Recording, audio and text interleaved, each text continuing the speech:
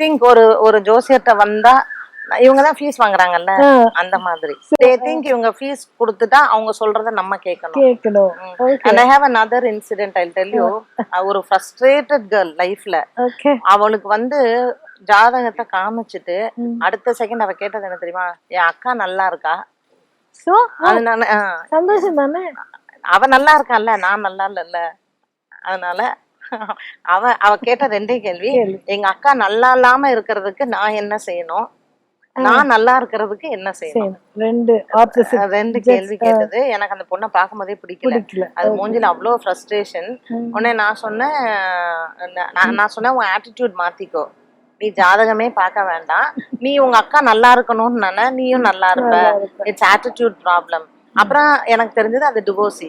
நான் சொன்னேன் இந்த ஆட்டிடியூட்னாலதாம்மா உன் ஹஸ்பண்டை விட்டுட்டு போயிருப்பான். அப்படிங்கும் போது அவளால அதை ஏத்துக்கவே முடியல. she says that she is right, நான் கரெக்ட், ஏன் சம்பந்தப்பட்ட எல்லாரும் தப்பு செய்யறாங்க அப்படின்னு. இதுக்கு வந்து கிரகங்கள் ஒண்ணுமே பண்ண முடியாது. ஆனா இவங்களுக்கு என்னன்னா ஜோசியர்கிட்ட போகணும், எங்க அக்கா நல்லா இருக்க கூடாது அப்படின்னா ஜோசியர் ஏதாவது ஒரு பரிகாரம் சொல்லணும், உடனே இவங்க போய் அதை செய்யணும். அப்புறம் அது அவங்க அக்கா நல்லா நம்ம சொன்னது நடக்கலன்னு வச்சுக்கோங்க, நீங்க சொன்னீங்களா அவன் நல்லா தானே இருக்கான்னு வருவாங்க திரும்ப நம்மள்ட்ட.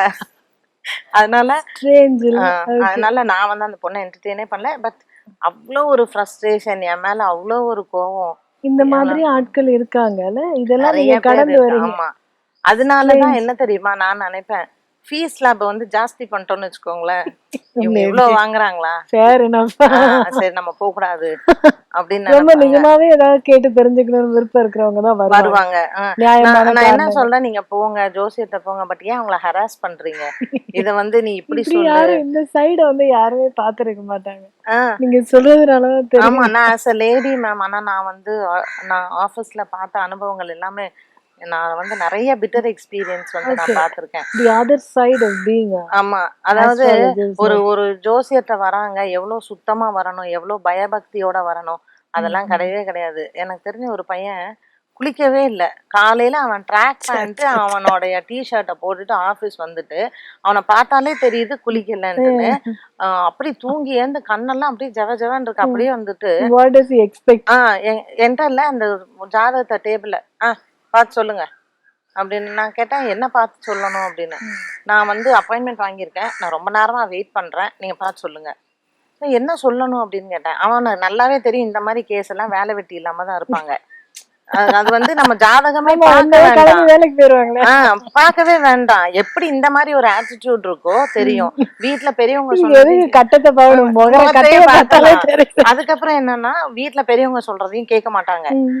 சும்மா போலாமே, வீட்டுல இந்த மத்தியான நேரத்துல நம்ம எப்படியே டிவி பாக்குறது, இப்படி பாத்துட்டு ஒரு அப்பாயின்மெண்ட்டை வாங்குறது, அப்புறம் வர்றது, சரி இவங்க என்னதான் சொல்றாங்க கேட்டுக்கலாமே அப்படின்னு ஒரு டைம் பாஸ்.